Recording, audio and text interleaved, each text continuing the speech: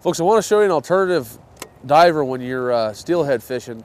When the wintertime comes around and the water temperatures start to drop, we tend to go away from just straight back trolling plugs. What we like to do is put our corky setup behind a plug or a jet diver, and I tend to always go towards the plugs because I have more color options. I got some rattles in them.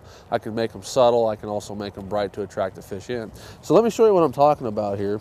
What we'll do, the two that we use, here's a wiggle wart right here, standard size, mag size. You can use a wee depending on the depth. Usually we like to use something that's going to outdive the bottom. So typically a mag wiggle wart will get the job done.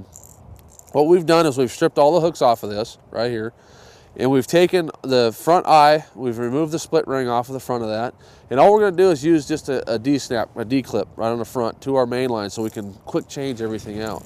Then what we're going to do is we're going to take our corky setup where we'd place either yarn or shrimp or eggs, whatever you'd like.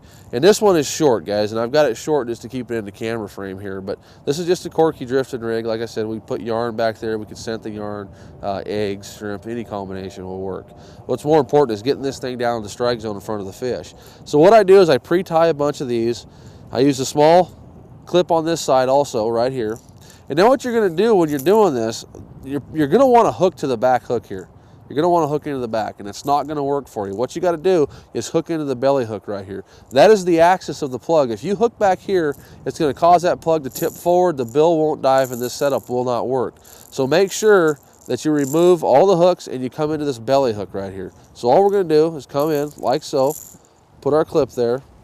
Then we're going to clip our line on. I like to use counter reels, 10 to 12 pound test, run it back, you know, whatever depth it's going to take to where this thing starts to hit the bottom. And what happens, like I said, this is short, typically 18 to 24 inches, sometimes more. But this plug's going to dive down. The hooks are gone, so it's going to be down there cranking around. And this thing here is going to be floating up in the back, just kind of washing around in the current. And what you'll do is you'll set up in the front end of a chute where those fish are coming through, or at the tail end of a chute. And this thing will be down there dancing around, and as they come forward to it, boom, they run into it. Or you can also back troll it. Now, if this isn't getting you down deep enough, like this big guy right here, this is a hot lips.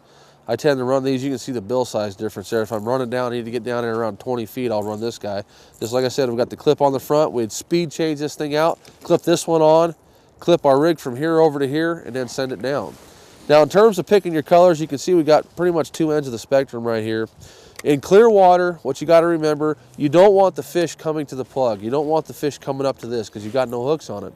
So what you have to do in the clear water, I like to run subtle colors. I like to run a black, flat black, sometimes just a rattle can. Take one of your old beat up ones, spray paint it flat black, and then hook your corky up and get this thing back away from it.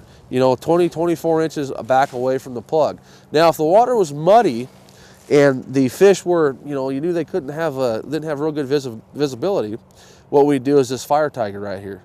And I'd shorten up my corky, I'd bring it closer, maybe a foot to 18 inches, because now I'm using this as my attractor, just like you would use a flasher for salmon. I'm using this as an attractor. They hear the rattles, they see the flash, they come up to it, boom, that corky with the egg and shrimp is back there, boom, and they eat it up. So give this guy a try, these couple setups right here.